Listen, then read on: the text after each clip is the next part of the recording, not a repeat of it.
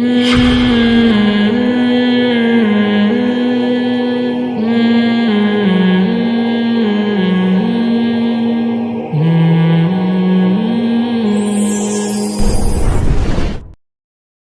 علیہ وسلم نے قانون سازی جو کی، نقصان کس کو ہو رہا تھا؟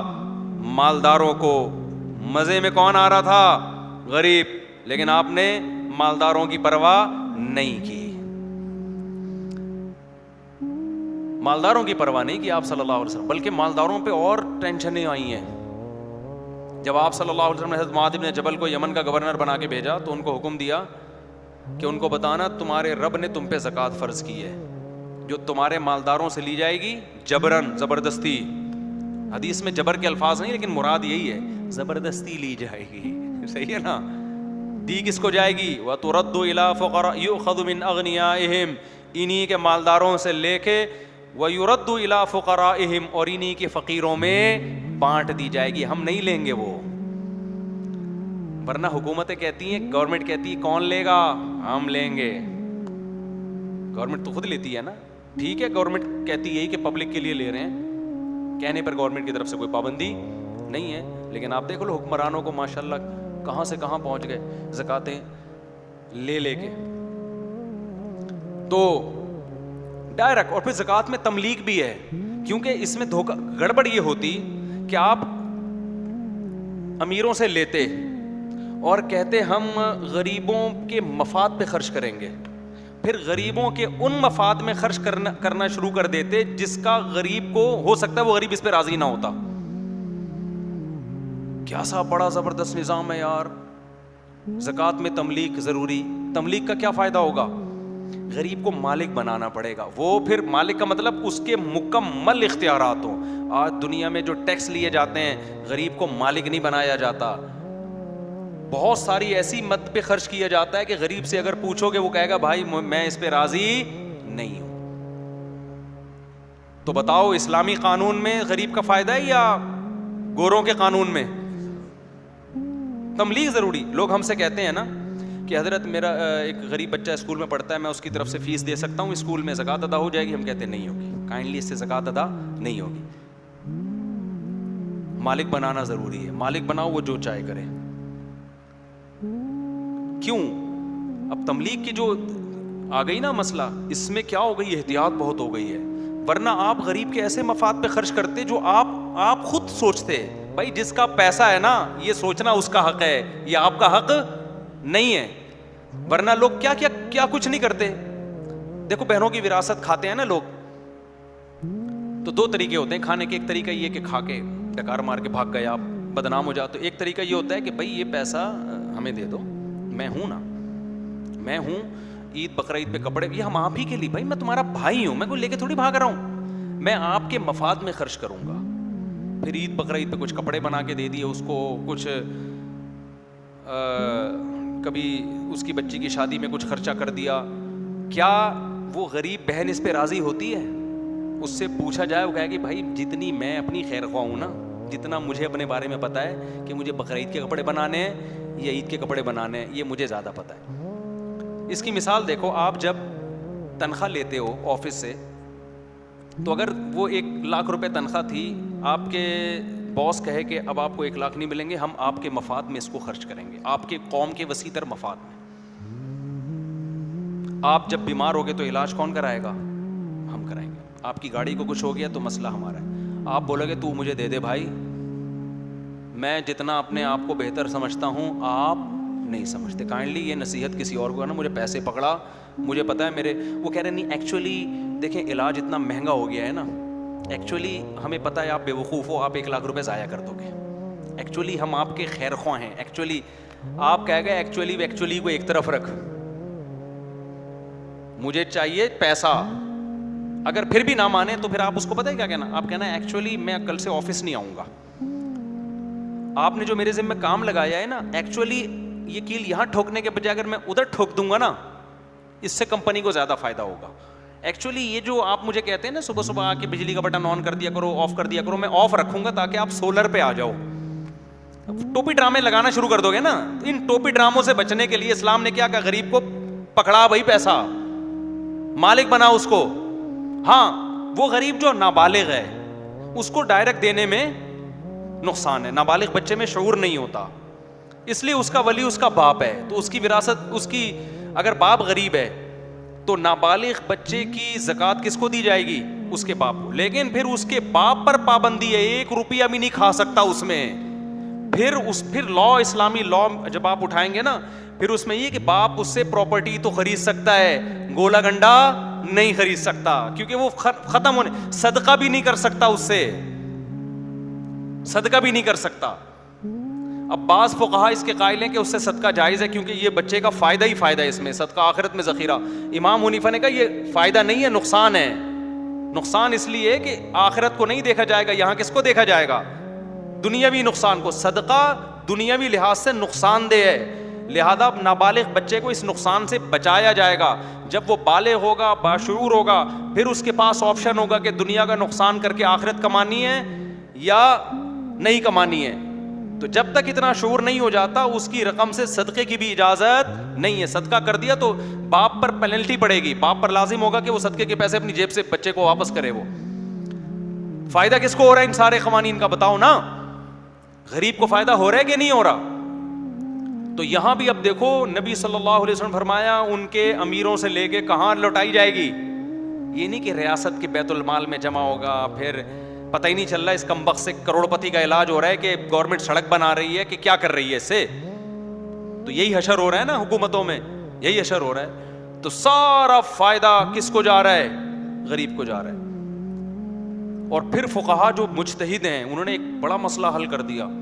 نبی صلی اللہ علیہ وسلم کے دور میں نا سونے کی قیمت 7.5 تولہ سونا اور 52.5 تولہ چاندی, ان دونوں کی قیمت کیا تھی؟ سیم. اور ان دونوں کو زکوٰۃ کا نصاب بنایا ہے. بعد میں سونے کی ویلیو بہت بڑھ گئی اور چاندی کی ویلیو اس کے مقابلے میں نہیں بڑھی. بعد میں فقہا پریشان ہوئے کہ اب سونے کو نصاب بنایا جائے یا چاندی کو, ویلیو میں فرق ہے. اب ہمیں نہیں پتا نبی کی نظر میں اصل جو نصاب تھا وہ چاندی تھی یا سونا. اگر ہمارے پاس کوئی ایسی حدیث ہوتی جس سے پتا چل جاتا کہ دونوں اصل ہیں تو ہم کیا کرتے؟ دونوں کا ریشو نکال لیتے. 7.5 تولہ چاندی سونا اور 52.5 تولہ چاندی کا کیا نکالتے؟ ویلیو کا ریشو, کہ بھی دونوں اصل ہیں تو اب دونوں کی قیمت میں فرق ہو گیا تو ریشو نکال لو. لیکن اس بات کا امکان ہے کہ اصل پیغمبر کی نظر میں چاندی ہو. 7.5 تولے کو اس لیے معیار بنایا ہو کہ وہ اس وقت 52.5 تولے چاندی کے برابر تھا. یہ ممکن ہے یا نہیں؟ یہ بھی ممکن ہے کہ اصل 7.5 تولہ ہو. 52.5 کو اس لیے معیار بنایا کہ وہ 7.5 کے بولو برابر. اب فقہا پریشان ہوئے تو فقہا نے کیا کیا؟ 52.5 تولہ چاندی کو بنایا. وجہ اس کی ہے کہ جب انہوں نے اجتہاد کیا, دیکھا قرآن و سنت ہر جگہ فیور کس کو دے رہا ہے؟ غریب کو. یہی بات سمجھ میں. آج کے جو مذہبی اسکالرز آ رہے ہیں نا, جو ریفرنسز کے ساتھ باتیں کر رہے ہیں, ان کے پاس ریفرنسز ہیں, وہ فہم وہ عقل ان کے پاس نہیں ہے جو اللہ نے مجتہدین کو دی تھی. اس عقل سے یہ وہ مینٹل لیول نہیں ہے ان لوگوں کا, تبھی ہم کہتے ہیں ان کو فالو کرو. انہوں نے کہا کہ بھائی یہ بھی نہیں پتا چل رہا کہ اصل نصاب 52.5 تھا یا اصل کیا تھا, لیکن یہ تو پتا ہے کہ جہاں مسئلہ آئے گا نا امیر غریب کا, اسلام فیور کس کو کر رہا ہے؟ زکوٰۃ تو ہے ہی غریبوں کے لیے. تو انہوں نے کہا بھائی ہر دور میں وہ نصاب اصل رہے گا جس کی ویلیو کم ہے, تاکہ زیادہ لوگوں پہ زکوٰۃ واجب ہو. رکھی ہوئی کیوں ہے تو نے چاندی, رکھا ہوا کیوں ہے تو نے سونا؟ اس کا مطلب اضافی ہے نا, غریبی کھا رہا ہے. تو نکال اس سے ان لوگوں کو کا حق جن کے پاس یہ چاندی یا سونا نہیں ہے, کیونکہ 7.5 تولے کو نصاب بنایا جائے تو بہت کم لوگوں پہ زکوٰۃ واجب ہوگی, جبکہ مالدار تو بہت زیادہ ہیں اور بہت سارے غریب زکاتیں لینے سے محروم. تو نصاب اس کو بنایا جائے گا جو کیا ہے. آج اگر 52.5 تولے چاندی کی ویلیو بہت زیادہ ہو جاتی ہے, کل علماء کا فتویٰ چینج ہو جائے گا کہ اب قیمت دیکھنی ہے 7.5 تولے کی. ہو سکتا ہے آپ لوگ بولے ابے یار اتنے عرصے سے یہ بولتے رہے 52.5 تولہ چاندی کی اصل معیار ہے, پرانی ساری کتابوں میں یہ لکھا ہے, اب کیا معیار ہو گیا 7.5 تولہ. یار یہ تو مولوی ایک جگہ ٹکتے ہی نہیں ہے بھائی, وہ ٹکے ہوئے ہیں ایک ہی جگہ. اصول وہی ہے کہ جو سستا ہوگا معیار اس کو. اس کا مطلب فقہا بھی ماحول سے متاثر نہیں ہوئے. اب بھی بہت سے لوگ ہمیں آگے تنگ کرتے ہیں, ابے بھائی 1 تولہ سونا ہے, تھوڑے سے پیسے ہیں, تو یہ کیا 52.5 تولہ مفتی صاحب. میں کہتا ہوں بھائی جان تم نے 52.5 تولہ چاندی رکھی ہوئی کس خوشی میں ہے؟ ٹھیک ہے نا, یہ اضافی غریبیاں ہیں تو نکالو نا پھر اللہ کا حق. میں سمجھا پا رہا ہوں. یہاں بھی ایک اور مسئلہ بھی. اچھا, اس میں امام ابو حنیفہ تو بہت زیادہ غریب کو فائدہ دیتے ہیں. بعض فقہا کے نزدیک دوسرے فقہ میں ریشو بھی ہے کہ سونے چاندی کا ریشو نکالا جائے گا, لیکن فقہ حنفی میں بہت زیادہ فیور دیا گیا ہے. تملیک بھی امام حنیفہ کا قول ہے کہ مالک بنانا ضروری. وہ کہتے ہیں کیونکہ قرآن میں للفقراء فقیروں کا حق ہے, تو کہتے ہیں لام اصل میں تملیک کے لیے ہوتا ہے. ہم کہتے ہیں نا الحمدللہ, تمام تعریفیں کس کے لیے ہیں؟ اللہ کے لیے. تو لی میں لام سے پتہ چلتا ہے تعریفوں کا مالک کون ہے؟ اللہ.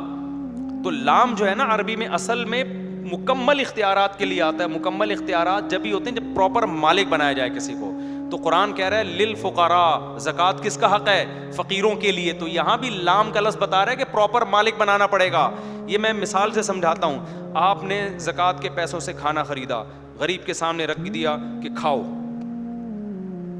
اس سے زکوٰۃ ادا نہیں ہوگی, کیونکہ زکوٰۃ وہ مالک آپ ہو, اپنی ملکیت میں اس کو آپ کھلا رہے ہو. اباحت ہے یہ. اباحت کہتے ہیں کسی کے لیے ایک چیز کو کی پرمیشن دے دینا. جیسے جب آپ کی کوئی دعوت کرتا ہے, آپ اس کے, بس یہ مثال دے کے نا بیان ختم کر رہا ہوں, کسی کے گھر جاتے ہیں, وہ بریانی کوفتے کباب لا کے رکھتا ہے, تو مالک کون ہوتا ہے؟ وہ ہوتا ہے نا. لیکن اس نے اپنی ملکیت آپ کے لیے حلال کر دی ہے. اس عمل کو کہتے ہیں اباحت, مباح کر دیا, اجازت دے دی. تو جب آپ اس چیز کو کھا رہے ہوتے تو اس کی ملکیت میں کھا رہے ہوتے ہو, وہ آپ کی ملکیت میں داخل نہیں ہوتی. اور ایک ہوتا ہے کہ بریانی کی ٹرے پکڑا کے کہنا یہ آپ کو گفٹ ہے. جیسے صبح شام گھروں میں تحفے آ رہے ہوتے ہیں, گفٹ میں کیا ہوتا ہے؟ آپ خود بھی کھا سکتے ہو, پیک کر کے ڈبے بنا کے مارکیٹ میں بولو بیچ بھی سکتے ہو. اس لیے ہم کہتے ہیں غریب کو زکوٰۃ میں کھانا کھلانا جائز نہیں ہے. کھانے کا مالک بنا دو گے پھر جائز ہے. آپ پلیٹ پکڑاؤ کہ آپ اس کے مالک ہو, آپ کی مرضی بھائی, کھاؤ یا بیچ دو, آپ کی مرضی. یہ جو ہم ہوٹلوں میں بیٹھے ہوتے ہیں, بعض دفعہ فقیر آتا ہے, اللہ کے نام پہ ایک نہاری کھلا دو, ہم نہاری اس کو خرید کے دیتے ہیں, وہ آگے لے جا کے بیچ دیتا ہے. ہمیں غصہ آتا ہے نا. غصہ اس لیے آتا ہے بھائی ہم نے تجھے کھلانے کے لیے آرڈر کیا ہے, بزنس کے لیے آرڈر نہیں کیا. لیکن زکوٰۃ میں آپ یہ غصہ نہیں کر سکتے. یہاں غصہ آنا بجا ہے کہ ابے ہمیں الو بنا رہا ہے یار. میں نے ایک دفعہ نہاری کھانے گیا, میں بیٹھا ہوں, 2-3 غریب سی عورتیں آئیں, انہوں نے کہا ہمیں بھی لے دو. میں نے اس کو بولا یار ان کو بھی کھلاؤ, اس نے دے دیا ان کو. میں بھول گیا, پھر میں اپنا کھا رہا ہوں. پھر میں جب پیسے دینے گیا, اس نے بولا بھائی یہ سالن کو شاپر میں ڈالتی ہیں عورتیں, آگے جا کے بیچتی ہیں, پیسے کما کے دوبارہ نیا بندہ آئے گا, اس سے پھر کہہ رہی تھی اللہ کے نام پہ 3 دن سے بھوکے ہم, کھلا دو. تو یہ ان کا کیا چل رہا ہے؟ بزنس. تو یہ بزنس برا کیوں لگتا ہے بھائی؟ ہم تو چاہ رہے تھے کہ پیٹ بھریں کسی غریب کا. پھر بھی چلو یار وہ بیچ دیا اس نے, ہم نے پیسے واپس نہیں لیے ان سے, لیکن یہ غیر اخلاقی حرکت لگتی ہے نا. تو لیکن زکوٰۃ میں غریب کیا ہوگا؟ مالک. للفقراء والمساکین, مکمل اختیارات ہوں گے ان کے. تو نبی نے کیا فرمایا؟ مالدار سے لی جائے گی, غریب کو ہینڈ اوور کی جائے گی. اچھا یہاں ایک بات سمجھ لیں کہ غریب, یہ لوگ اکثر مسئلہ پوچھتے ہیں کہ جی غریب بچوں کی ہم اس فیسیں دے سکتے ہیں. مالک بنانا ضروری ہے, یا اس کو مالک بناؤ یا اس کی طرف سے, اس کی اجازت سے کوئی نمائندہ بن کے مالک بن جائے. مثال کے طور پر میں نے آپ کو فون کیا, جی میں آپ کو کچھ رقم دینا چاہتا ہوں, بتانا ضروری نہیں کہ زکوٰۃ ہے, گفٹ کا نام لے لو آپ, لیکن ملکیت تو گفٹ میں بھی ہوتی ہے نا, ہر وہ چیز جس میں ملکیت ہو.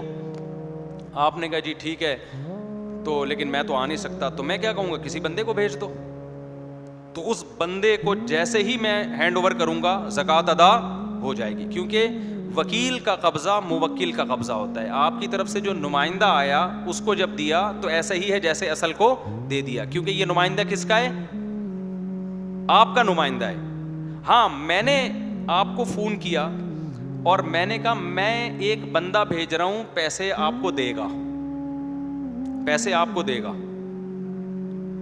تو اس سے لے لینا, کیونکہ آپ کے پاس آنے کا ٹائم نہیں ہے. میں نے اس بندے کو ہینڈ اوور کر دی, زکوٰۃ ادا نہیں ہوئی, کیونکہ وہ آپ کا نمائندہ نہیں ہے, وہ کس کا نمائندہ ہے؟ میرا نمائندہ. دونوں میں فرق یہ پڑے گا, اس بندے سے ڈاکو نے چھین لیا تو زکوٰۃ ادا نہیں ہوئی, جبکہ پہلے والے بندے سے ڈاکو نے چھین لیا تو زکوٰۃ ادا ہو گئی, کیونکہ وہ ہینڈ اوور کر چکا ہوں میں.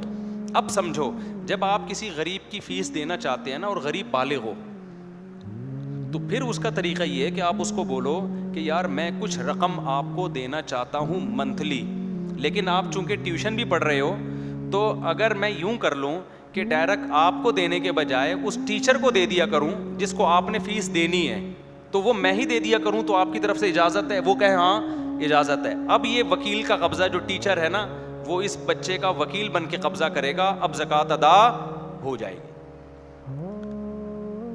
اگر بچہ نابالغ تھا تو باپ کی پرمیشن, بالغ ہے تو خود اس بچے کی پرمیشن. اسی سے بہت سارے مسئلے حل ہو گئے.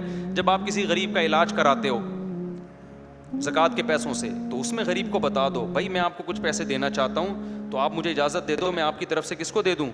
ہسپتال کی انتظامیہ کو دے دیتا ہوں. وہ کہہ دے میری طرف سے اجازت ہے, تو جب وہ نمائندہ بن گیا اس کا.